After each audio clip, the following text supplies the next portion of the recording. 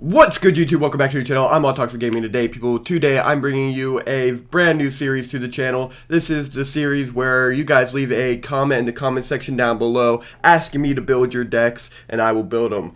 If you guys have a cool name for this kind of series, go ahead and leave a suggestion in the comment section down below. If you have any suggestions for decks you want to see being built in speed duels, leave that in the comment down below, because I need content, and I'm willing to do anything at this point. So, to start this off, we're going to go with Vampire Lord, right? This is a deck that was recommended, I think, 1 or 2 weeks ago.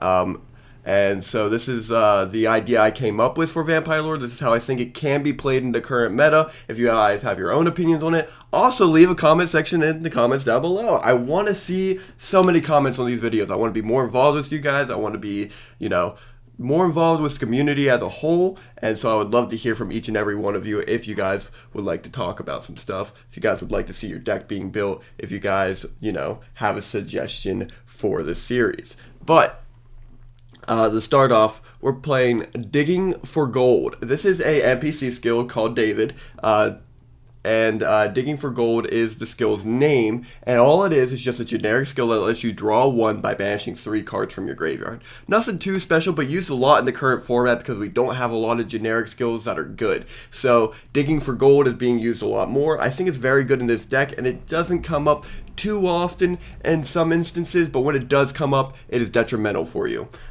So getting into the deck itself, we're playing Triple Vampire Lord. Like I said before, this is the deck that somebody brought in. Build a Vampire Lord deck. I thought the idea was crazy, right? So I was like, I'm going to do it. I'm going to find some way to do this. And so I built it. And Vampire Lord is being played at 3 in this deck, right? It is our Monarch of the deck. It is a 2,000 attack point monster, 1,500 defense point monster, zombie, dark monster, level 5? Yeah, level 5. And it has this unique ability that says if it inflicts battle damage to your opponent, you declare 1 type of card, monster, spell, or trap. Your opponent sends 1 card of that declared type from their deck to the graveyard. It is viral infection, the skill. And not only that, once per turn, this is where it gets awesome, during your standby phase, after this card in your possession was destroyed and sent to the graveyard by opponent's card effect, special summon this card from the graveyard. So it recurs itself, right? It's very good in specific matchups, especially if they're using card effects to destroy your monsters. So it's like really, really good in that instance. Next on our list is Cyber Dragon. Cyber Dragon is, when your field is open, your opponent has monsters, you can summon it to the field. It's like bigger than our Vampire Lord, so we kind of need it in this deck. We need some sort of force that isn't just a 2k beater. And so we opted for Cyber Dragon here because it's easy to summon. In certain cases, we can actually tribute it for the Vampire Lord. It does come up, and I think it's just really good to have. That way we have, like I said, board presence and the ability to get out Vampire Lord if we absolutely have to. DD Warrior Lady is played at 3 in this deck. Like always, you'll see it in most of my decks for this format. DD Warrior Lady is crazy. It's one of our staples, so you want to be playing it as 3 in your deck. Soul Exchange is being played at 2. This is the only spell card we're playing into the deck. This is a trap-heavy deck, so if Jinzo gets summoned, we're in a lot of hurt, and for a lot of hurt. But Soul Exchange is being played in this deck because we're using it to tribute off our opponent's monsters and summon the Vampire Lord, right? And so once the Vampire Lord gets summoned to the field off of the Soul Exchange, we're in a good position because, we tribute off an opponent's monster, and now we have our zombie out for our Haunted Shrine. So Haunted Shrine is a card that while you control non-monsters on the field, you can activate it and special summon zombie monsters from your graveyard. In this case, Vampire Lord being our only zombie monster. So not only does Vampire Lord have its own recursion effects, but we have trap cards in our decks that will recur it as well. So Haunted Shrine gets it back from the graveyard, summons it to the field, and all that happy stuff. Not only that, this effect can be used twice. Not only are you using it as a set trap card, but you can banish it from your graveyard to do the same exact effect. While you control no monsters, special summon a zombie from your graveyard. So it's very, very good.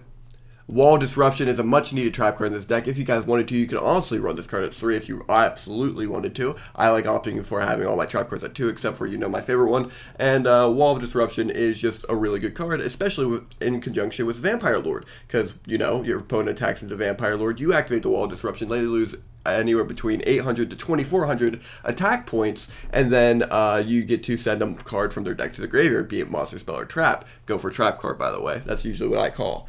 And then Nightmare Wheel is also being played at 2. This is for the control burn variant of the deck. I think this is a very control-y type deck in general. So Nightmare Wheel is in the deck to freeze the opponent's monsters from attacking you, or freezing a set card if it becomes problematic, like a Man-Eater Bug, DD Warrior Lady, and then your opponent takes 500 life points during each of their standby phases, which puts them on a time clock.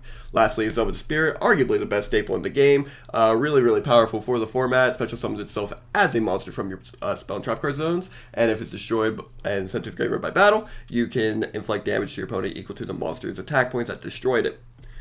For a side deck, we're playing Double Sphere Creepo. This is for the Spellproof Armor matchup because our only out to Spellproof Armor in this deck is DD Warrior Lady. You're going to want to be siding out the Soul Exchanges for this because they can't do anything in the Spellproof. So you just put in your Sphere Creepos, and then you're switching the Jinzos to defense mode, the Allied Justice Colossus to defense mode.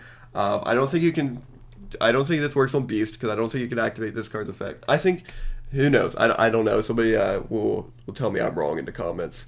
And then Cosmic Cyclone is also played in 2 for the Moss matchup. This is so we can, get rid of Parasite Paranoids. And then we also play Waking the Dragon since we're such a trap-heavy deck. So this is going to be to where instead of, our opponent using Cosmic Cyclones, Dust Tornadoes, Night Beams to destroy spell and trap cards, they see that we're playing the Waking the Dragon. And then what that does for them is it makes it to where they don't target your spell and trap cards. And then we have a plethora of fusion monsters, which is really good. So your fusion lineup can be anything you want, but this is what I personally recommend. Alright, so without further ado, I'm going to jump into a showcase for this deck. Alright, so I think I have the sound issue fixed for this. I've had to go over this a couple of times. It's why you didn't get a video on Tuesday, because I did all the editing and everything. Went to post a video and then was like, oh man, my replay sound quality is garbage right now. So I think I have it fixed now, and it's now, or I meant Wednesday. You guys didn't get a video Wednesday. It's now Thursday, and I apologize about you guys not getting this video the day you were supposed to, but I would rather, have you guys wait and then give you the video that you deserve, So, starting it off, we're playing against this guy named Pro, and I had a lot of fun playing against this guy. We're both playing David. We go ahead and opt to play the DD Warrior Lady in defense mode, setting the Haunted Shrine and passing the turn off to the opponent. Opponent draws into the wall Disruption, sets the Apprentice Magician, sets the Zoma, and sets the wall and passes turn. We draw for turn, drawing it to the wall Disruption, setting it face down and summoning the Warrior Lady. We're going to attack into the opponent's face down monster. Seeing it's the Apprentice Magician, we actually opt to banish it. That way the opponent doesn't get into the old Vindictive Magician before we get to the Vampire Lord. Zoma the Spirit gets activated here and summons it to the field in defense mode. The turn gets passed on to the opponent, drawing it to the Book of Moon. Zoma gets switched to attack mode, Book of Moon gets set, and then he attacks into the Zoma. We think for a second, thinking what would we do? Do we wall this? And it's like, no, we're just going to banish the Zoma, get it off the field, that way we don't have to deal with it with the Vampire Lord. Drawing into the Soul Exchange here is really good for us, but we just pass the turn off to the opponent, who sets another Apprentice Magician. Drawing into the wall here, we go to main 1, Soul Exchange the Apprentice, and then summon the Vampire Lord. Setting our wall Disruption face down, we go into the end phase, and then pass turn. Opponent draws into Hammer Shot, which is a weird main deck tech, but I like it a lot. It just sucks against my deck in particular. So, unfortunate for him. They go ahead and set the Magician to face down. We draw for turn to get the Soul Exchange, and then they Book of Moon our Vampire Lord. Vampire Lord gets set on the attack deck, and then they draw for turn into the Cyber Dragon. Flipping the Magician to face here, they grab back the Book of Moon and tribute the Magician to face for the Cyber Dragon and attack into the Vampire Lord. We're going to wall Disruption here. We're not even going to mess around with it too much. They're going to lose some life points here, being 200, and then the turn gets passed on to us, drawing into the Nightmare Wheel. We'll set it face down, switch the Vampire Lord to attack mode, and then attack into the Cyber Dragon. I also want to point out, when I wall Disruption here, I forgot to use my Vampire Lord effect. I didn't even notice that up until this replay. Unfortunate, but it's okay. We attack, we lose life points, not a big deal. The opponent draws for turn, drawing into the Zoma Spirit, using the the Digging for Gold David skill, banishing 3 cards from the graveyard to draw 1, drawing into a Don's Luke, setting the Zoma and wall Disruption face down, and also the Book of Moon. Going into battle phase are going to attack us directly, but we're going to Haunted Shrine and bring back the Vampire Lord from the graveyard. Drawing for turn, we draw into the Cyber Dragon, enter into the battle phase, and then attack the opponent's Cyber Dragon, which we get Wall Disruption again. It's unfortunate, but it happens. We're going to go ahead and take the life points here, being in the turn of 100 damage. Zoma gets summoned to the field in defense mode, and our turn gets passed on to the opponent. Arknight Parshas gets drawn for turn, the opponent enters into battle phase, and then the opponent attacks with Cyber Dragon. We use Wall Disruption, and then, they shrink even further. So, in the end, Zoma's a spirit, or they book a moon on attack declaration. I would assume it's in Chain of Wall, setting the Cyber Dragon face down, and then Zoma will attack for 1600, making us lose 200 damage. On the end phase, we're actually going to Haunted Shrine and bring back the Vampire Lord. Drawing for turn to another Vampire Lord, we just use the Digging for Gold skill here, bashing the 3 cards in our graveyard to draw another card, being the Nightmare Wheel. Soul exchanging the Zoma here because it's our biggest threat to summon the Vampire Lord, setting the Nightmare Wheel, and then passing the turn off to the opponent. The opponent draws into the Supply Squad, summons the Cyber Dragon, or flips the Cyber Dragon, and then uses the Supply Squad. They attack into the Vampire Lord, but we have the wheel, so we freeze it in its tracks, drawing for turn for the Zoma, and then using the effect of Nightmare Wheel to make the opponent lose 500 life points. Heading into the end phase here, the opponent draws for turn, drawing it to the Book of Moon. Setting the Donzalug face down, setting the Book of Moon face down, we're actually going to use the Zoma here and summon it to the field defense mode. The opponent loses 500 life points off of the Nightmare Wheel, we switch the Zoma to attack position, and then we switch the Vampire Lords to defense position, expecting another Wall Disruption. So we go and we battle into the Cyber Dragon, trying to make him lose as much life points as possible, but they bait the Book of Moon, setting it face down instead of just setting the Zoma. I accidentally misclicked there. I'm not actually attacking Donzalug. Nightmare Wheel goes to graveyard. They draw because of the Supply Squad into Floodgate. Then they draw for turn into the Old Vindictive Magician. Using the Hammer Shot, this actually destroys monsters in attack position. I didn't know that up until that, so I learned something new playing against this guy.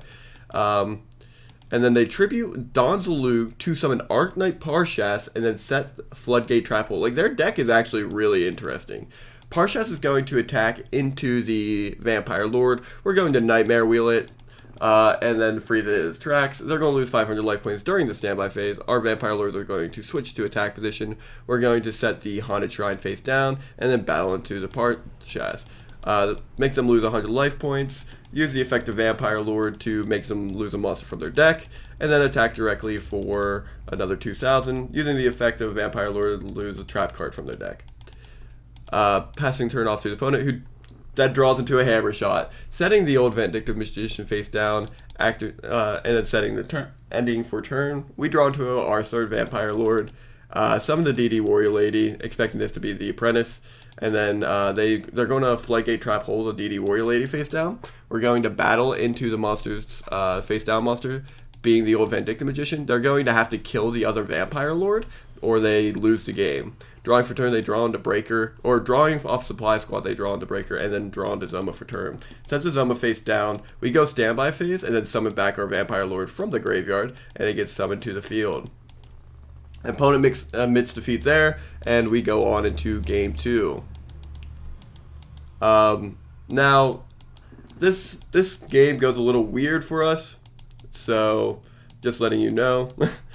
We set the cards face down, we set our Waking, we set our Zoma, and then we pass the turn off to the opponent, who draws into the Breaker. They go ahead and quit. Yeah, that's what I saw happened here. So yeah, they just kind of like disappear, and I'll even fast forward it. I start singing to him and everything, start talking to him about some couple of stuff, he's not answering. But I sat here for, I think, 20 minutes, and he just never came back, and I was like, dude. So I waited for him to DC. Why, for whatever reason, I DC after sitting there in a replay for 2 minutes, but, like, this guy here can sit there for 20 minutes and not DC from it. I have no clue. So it was unfortunate, but it happened. Yeah, if that's the Vampire Lord deck. I hope you all enjoyed it. And like I said, if you have your own ideas, leave them in the comment section down below. I'd love to hear them. I'd love to build them. I'd love to test them. I love speed duels and I love deck building. So it'd be great for me, great for the channel, and very fun content for you all to watch. So yeah. like I said, if you enjoy, leave a like. If you want to see your own deck, leave a comment. And above all else, I want you all have a great day, and I'll see you guys next time. Bye-bye.